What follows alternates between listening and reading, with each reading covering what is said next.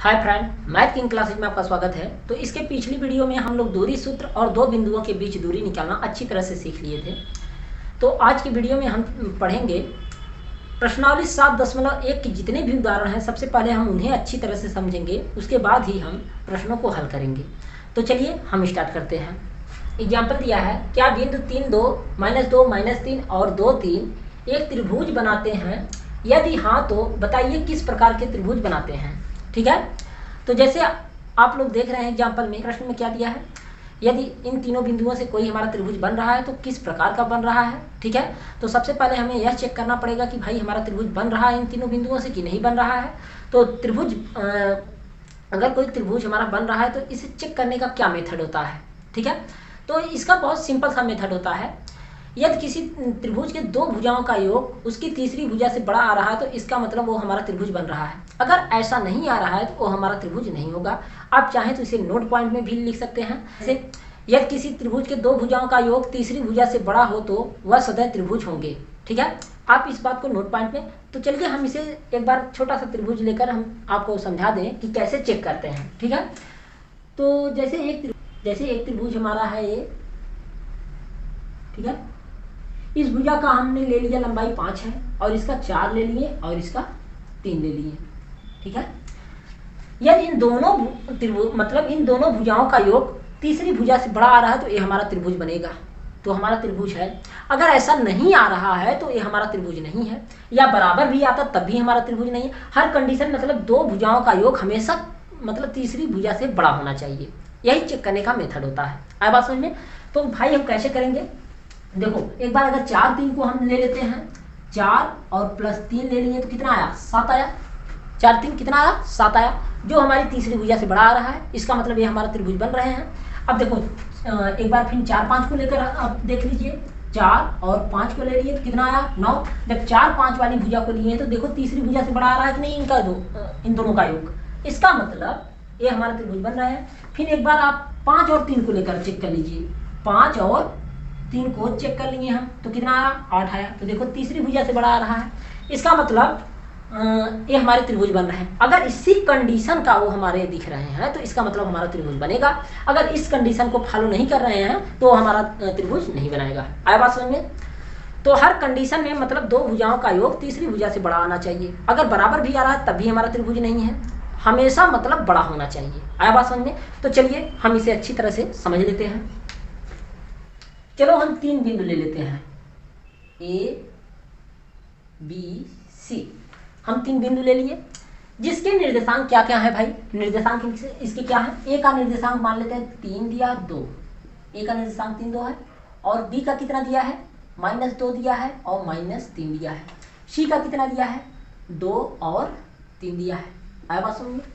ए हम मान लीजिए कि ए का निर्देशांक 3, 2 दिया है और बी का निर्देशांक -2, -3 दिया है। सी का निर्देशांक 2, 3 दिया है। आया बात समझ में? तो अब सबसे पहले हमें क्या करना पड़ेगा, ए बी के बीच की दूरी निकालना पड़ेगा, फिर बी सी के बीच की दूरी निकालना पड़ेगा, फिर ए सी के बीच की दूरी निकालना पड़ेगा। आया बात समझ में? मतलब दो बिंदुओं के बीच का दूरी हमें निकालना पड़ेगा। आया बात समझ में? तो सबसे पहले हम दूरी का सूत्र लिख लेते हैं। दूरी सूत्र क्या होता है भाई, दूरी सूत्र क्या होता है, तो दूरी सूत्र क्या होता है हमारा, एक बार हम इसे लिख लेते हैं। आप लोग जानते होंगे, पिछली वीडियो में हम बता चुके हैं, x2 - x1 का होल स्क्वायर, फिर प्लस होता है y2 - y1 का होल स्क्वायर। यही दूरी का सूत्र होता है। ठीक है, यही फार्मूला होता है। जैसे हम आप लोगों को पिछली वीडियो में समझा चुके हैं, इसको निकालना भी सिखा चुके हैं अच्छी तरह से। तो जो लोग नहीं देखे हैं तो प्लीज़ उसे ज़रूर देखना आप लोग, और अच्छा लगे तो आप लोग उसे शेयर भी करना। तो सबसे पहले हम एक बार किसके बीच का दूरी निकालेंगे, ए बी के बीच की दूरी, फिर बी सी के बीच की दूरी निकालेंगे, फिर ए सी के बीच की दूरी निकालेंगे। तब हमें तीनों भुजाएं प्राप्त हो जाएंगी। तब हम चेक करेंगे भाई कि हमारा त्रिभुज बना रहा है कि नहीं बना रहा है। ठीक है, तो चलिए हम ए बी के बीच की दूरी निकाल लेते हैं। तो ए बी बराबर, ठीक है, तो सबसे पहले आप इसे x1 हम मानेंगे और इसे y1। ठीक है, और इसे x2 मानेंगे और इसे क्या मानेंगे, y2। आया बात समझ में? ए वाले में पहले क्वेश्चन में हम पहले वाले को एक्स अक्ष का निर्देशांक मानते हैं, मतलब हमारा एक भुज है और दूसरा कोट होता है। इसमें भी पहला भुज होता है, दूसरा कोट होता है। मतलब एक्स अक्ष के निर्देशांक को क्या कहते हैं, भुज कहते हैं, और वाई अक्ष के निर्देशांक को कोट कहते हैं। आया बात समझ में? मतलब एक्स अक्ष वाले को एक्स अक्ष वाले में से घटा देना है और वाई वाले को वाई वाले के साथ। आया बात समझ में? तो चलिए हम निकालते हैं। जैसे भाई देखो इसमें क्या दिया है, x2 कितना है, -2 है। तो देखो यहाँ पर इसी फार्मूले पे सजा देना है आपको। -2 दिया है तो -2 रखो, x2 का मान -2 है तो हमने -2 रख लिया। उसके बाद बीच में माइनस लगा है तो माइनस रखो। फिर यहाँ पर क्या दिया है, x1 का मान 3 दिया है तो 3 रख लिए। इसका होल स्क्वायर है भाई, ठीक है, कर लिए। प्लस यहाँ पर प्लस है। अब देखो y2 कितना दिया है भाई, y2 हमारा -3 दिया है तो हमने -3 लिख लिया। उसके बाद बीच में माइनस है तो माइनस लगा लो। y1 कितना दिया है, 2 दिया है तो 2 लिख लिए। अब यहाँ पर इसको भी हम वर्क कर लिए। आए बात समझ में? अब इसे आपको हल कर देना है। तो देखो भाई क्या आ जाएगा, ध्यान दो। अब -2 -3 अगर आप करेंगे तो भाई आता है -5। वर्ग है तो वर्ग लगा दीजिए, प्लस है तो प्लस लगाओ, माइनस माइनस क्या होता है, जुड़ेगा, तो -5 का वर्ग हो जाएगा। फिर आया कितना भाई, अब इसका वर्ग करेंगे आप लोग तो कितना आएगा, -5 का वर्ग करेंगे तो 25 आएगा, ठीक है। फिर इधर करेंगे -5 का वर्ग तो फिर आएगा 25। अब भाई 25 में 25 जोड़ेंगे आप तो कितना आएगा भाई, 50। तो हमें 50 आया। तो 50 का वैल्यू जो होता है 7.07 के लगभग होता है। √50 का मान कितना है, अगर आप 50 का वर्गमूल निकालेंगे तो आपका लगभग मान आएगा 7.07 के बराबर, ठीक है। अब इसी तरह हम एक बार तो देखो AB के बीच की दूरी हमने निकाला, इतना प्राप्त हुआ। अब इसी तरह हम निकालेंगे BC के बीच की दूरी, तो इसे हम निर्देशांकों को अब बदलना पड़ेगा भाई, ठीक है। तो BC के बीच की दूरी निकालते हैं। BC बराबर क्या होगा, आप चाहें तो एक, मतलब इससे आप लोगों को नहीं डरना है कि x2 में से घटाएं कि x1 में से घटाएं, ठीक है।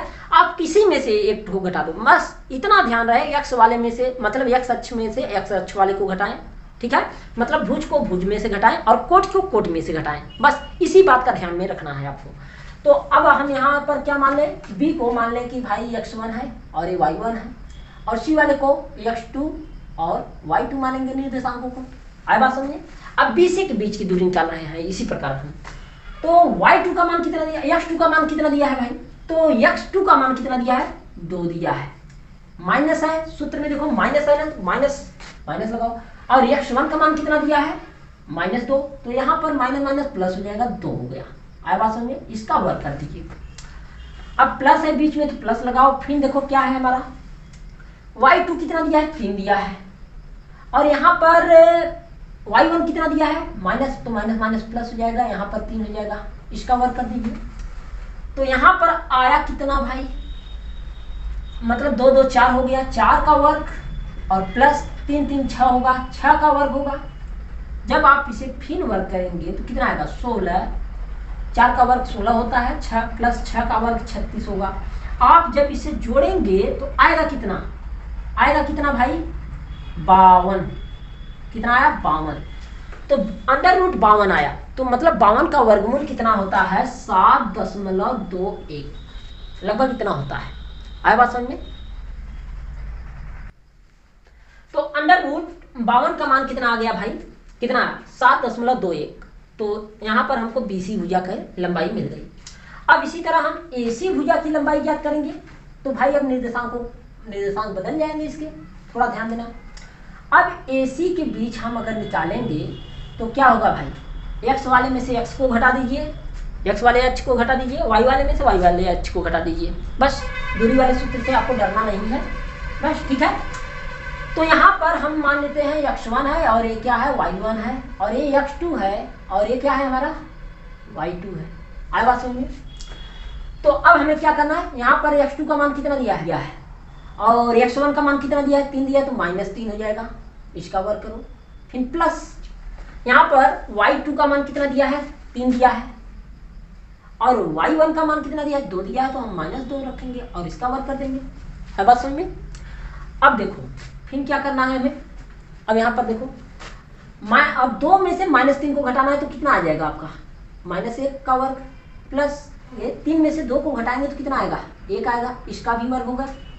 अब बताओ भाई कितना आ रहा है आपका, -1 का वर्ग करेंगे तो 1 आएगा, फिर 1 का वर्ग करेंगे तो 1 आएगा, तो आएगा कितना, √2 आएगा। √2 का मान होता है लगभग 1.41 के बराबर। तो जैसे आप लोग देख रहे हैं कि हमको भुजा AB की लंबाई हमको पता चला, BC की लंबाई भी पता चल गया और AC की भी लंबाई हम निकाल लेंगे अच्छी तरह से। अब हम बात करेंगे भाई, अब चेक करना है कि क्या ये हमारे त्रिभुज बना रहे हैं। तो उसके लिए हम अभी आपको क्या बताए थे, यदि किसी भी त्रिभुज के दो भुजाओं का योग उसके तीसरी भुजा से बड़ा आ रहा है तो इसका मतलब वो हमारे त्रिभुज बना रहे हैं। अगर ऐसा नहीं आ रहा है तो वो हमारे त्रिभुज नहीं बना रहे हैं। तो चलिए एक बार हम B और AC की लंबाई का योग करते हैं, इसका और इसका, ठीक है। अगर इन दोनों भुजाओं की लंबाइयों को हम जोड़ दें तो देखो, जोड़ो, पहले कितना आया, 8.62 के लगभग है, इतना आया। मतलब इन दोनों का योग कितना आया, 8.62।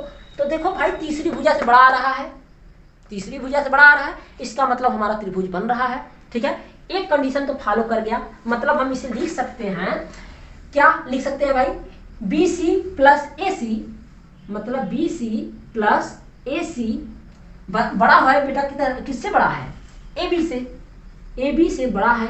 तो एक कंडीशन हमारा तो फॉलो कर रहा है इस कंडीशन में, इसका मतलब हमारा त्रिभुज बन रहा है।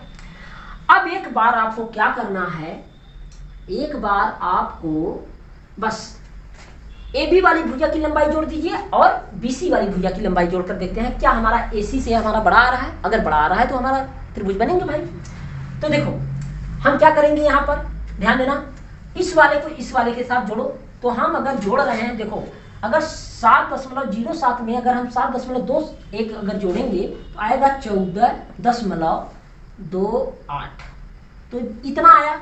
तो हमारा AC से बड़ा आ रहा है, देखो AC से बड़ा आ रहा है, इसका मतलब यह हमारा त्रिभुज बन रहा है। तो दूसरी कंडीशन भी हमको प्राप्त हुई, क्या क्या प्राप्त हुई, अगर हम AB प्लस BC बड़ा होगा, किससे बड़ा है, AC से, AC से बड़ा हो रहा है कि नहीं। तो दो कंडीशन हमने देखा कि भाई हमारे त्रिभुज बन रहे हैं, ठीक है। अब इसी तरह हम क्या कर लें, अगर इस वाले को, ठीक है, AB को और AC को जोड़ दें, अगर BC से बड़ा आ रहा है तो इसका मतलब हमारा त्रिभुज बनेगा। तो चलिए चेक कर लेते हैं, अगर इसको और इसको हम जोड़ेंगे तो कितना आएगा भाई, 8 कितना आएगा भाई, 4.8, इतना आएगा, 8.48 आएगा। तो इसका मतलब देखो 8.48 जो आ रहा है इससे बड़ा है, इस वाले भुजा से बड़ा है, इसका मतलब हमारा त्रिभुज बन रहे हैं, ठीक है। तो हम कहेंगे भाई, क्या कहेंगे, हम कहेंगे कि AB प्लस AC बड़ा है, किससे बड़ा है भाई, BC से बड़ा है। तो जब ये तीनों कंडीशन हमारा आ गया तो इसका मतलब हम कह सकते हैं, ये मतलब हम कह सकते हैं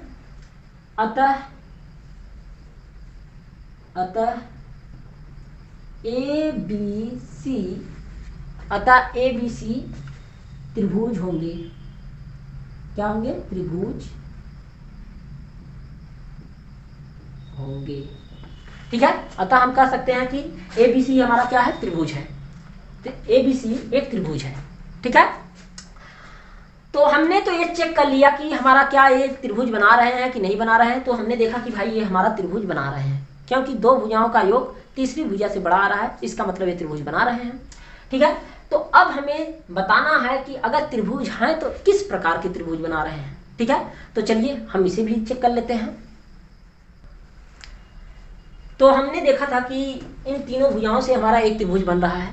अब हमें यह चेक करना होगा कि भाई किस प्रकार के त्रिभुज बना रहे हैं, किस प्रकार का मतलब कि समबाहु त्रिभुज बना रहे हैं, समद्विबाहु त्रिभुज बना रहे हैं, समकोण त्रिभुज बना रहे हैं, ठीक है। तो समबाहु त्रिभुज का क्या बात होती है, इनके सभी भुजाएं बराबर होती हैं, ठीक है। समबाहु त्रिभुज में सभी भुजाएं बराबर होती हैं और समद्विबाहु त्रिभुज में दो भुजाएं बराबर होती हैं।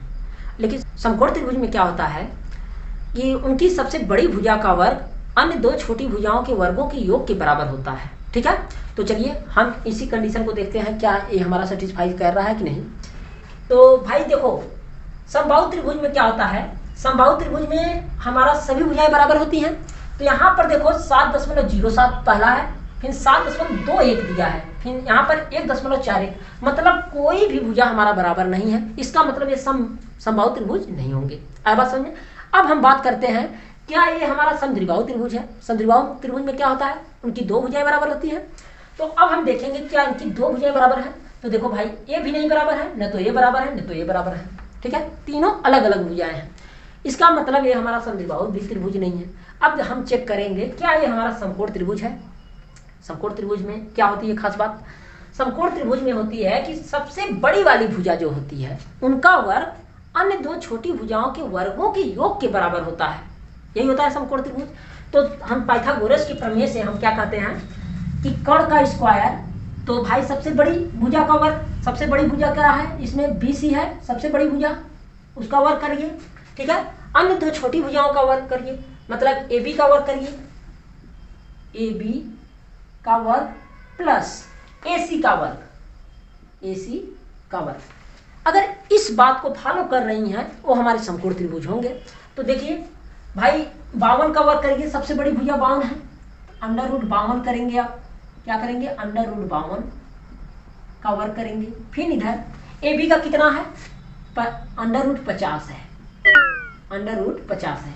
और AC का कितना है भाई, AC का कितना है, √2 है। ठीक है, ये हो गया हमारा √2 आ गया। अब इनका वर्ग करेंगे आप, 52 का वर्ग करेंगे तो आएगा कितना 52, 50 का करेंगे √50 का तो आएगा 50, √2 का करेंगे वर्ग तो आएगा कितना 2। तो देखो भाई 50 52 दोनों हमारा बराबर आ रहे हैं। इसका मतलब हम कह सकते हैं पाइथागोरस प्रमेय के बिलोंग से हम कह सकते हैं कि दिया गया त्रिभुज हमारा समकोण त्रिभुज होंगे। ठीक है, देखिए तो ये हमारा सेटिस्फाई हो गया। आया बात समझ में? अतः हम कह सकते हैं पाइथागोरस प्रमेय बिलोंग से त्रिभुज ABC एक समकोण त्रिभुज